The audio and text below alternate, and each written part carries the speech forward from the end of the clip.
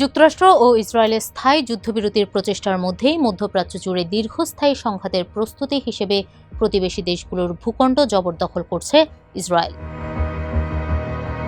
বার্তা সংস্থা রয়টার্সের এক প্রতিবেদনে বলা হয়েছে, 2023 সালের 7 অক্টোবরের হামলার পর গাজা, সিরিয়া ও বর্তমানে লেবাননে ইসরায়েলের বাফার জোন তৈরির এই পদক্ষেপ তাদের কৌশলগত পরিবর্তনেরই প্রতিফলন। ইসরায়েলের সামরিক ও প্রতিরক্ষা বাহিনীর 6 জন কর্মকর্তা রয়টার্সকে জানিয়েছেন, এই পদক্ষেপ দেশটিকে একটি আধা স্থায়ী যুদ্ধের পরিস্থিতির দিকে ঠেলে দিচ্ছে। ওই কর্মকর্তারা বলছেন, 2.5 বছরের সংঘাতের পর একটি বাস্তবতা এখন ক্রমেই স্পষ্ট হয়ে উঠেছে। সেটি হলো ইরানের ধর্মীয় নেতৃত্ব, লেবাননের হিজবুল্লাহ, গাজার হামাস ও এই অঞ্চলের সশস্ত্র গোষ্ঠীগুলোকে পুরোপুরি নির্মূল করা সম্ভব নয়। ইসরায়েলের এই নতুন দৃষ্টিভঙ্গিতে সেই সত্যেরই স্বীকৃতি মিলেছে। নাম প্রকাশ না করার শর্তে ইসরায়েলের একজন জ্যেষ্ঠ সামরিক কর্মকর্তা জানান, তাদের লক্ষ্য হলো সীমান্ত থেকে 5 থেকে 10 কিলোমিটার পর্যন্ত এলাকা পরিষ্কার করা। এতে ইসরায়েলি সীমান্ত শহরগুলো হিজবুল্লাহর রকেট চালিত গ্রেনেড হামলার নাগালের বাইরে থাকবে। ওই ইসরায়েলি কর্মকর্তার দাবি, সীমান্তের কাছেই কিছু লেবানিজ গ্রামে প্রায় 90% বাড়িতেই হিজবুল্লাহর সঙ্গে সংশ্লিষ্ট অস্ত্র বা সরঞ্জাম রয়েছে বলে ইসরায়েলি সেনারা প্রমাণ পেয়েছেন।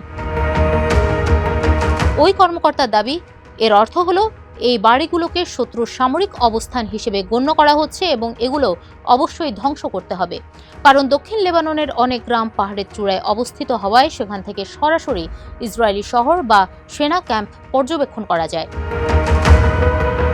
হিজবুল্লাহর বিরুদ্ধে এই বাফার জোন সুরক্ষিত হলে ইসরায়েল কার্যত লেবানন, সিরিয়া, পশ্চিম তীর ও গাজা উপত্যকার বিশাল ভূখণ্ড দখল বা নিয়ন্ত্রণে রাখবে। গত অক্টোবরে হামাসের সঙ্গে যুদ্ধবিরতির পর গাজার অর্ধেকের বেশি এলাকা এখনো ইসরায়েলের নিয়ন্ত্রণেই রয়েছে। এদিকে নিউ ইয়র্ক টাইমসের এক প্রতিবেদন বলছে, ইরানের বিরুদ্ধে যুদ্ধ চলাকালে প্রেসিডেন্ট ডোনাল্ড ট্রাম্প ও ইসরায়েলি প্রধানমন্ত্রী বেনিয়ামিন নেতানিয়াহুর মধ্যে কয়েক সপ্তাহের যে সুসম্পর্ক ছিল তাতে এখন টানাপোড়েন দেখা দিচ্ছে।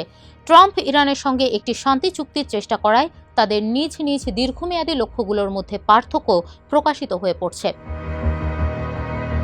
9 এপ্রিল নেতানিয়াহুকে লেবাননে ইসরায়েলের সামরিক অভিযান কমিয়ে আনতে বলেছেন ডোনাল্ড ট্রাম্প। এই অভিযান ইরানের সঙ্গে যুক্তরাষ্ট্রের 2 সপ্তাহের যুদ্ধবিরতিকে হুমকির মুখে ফেলে দিয়েছিল।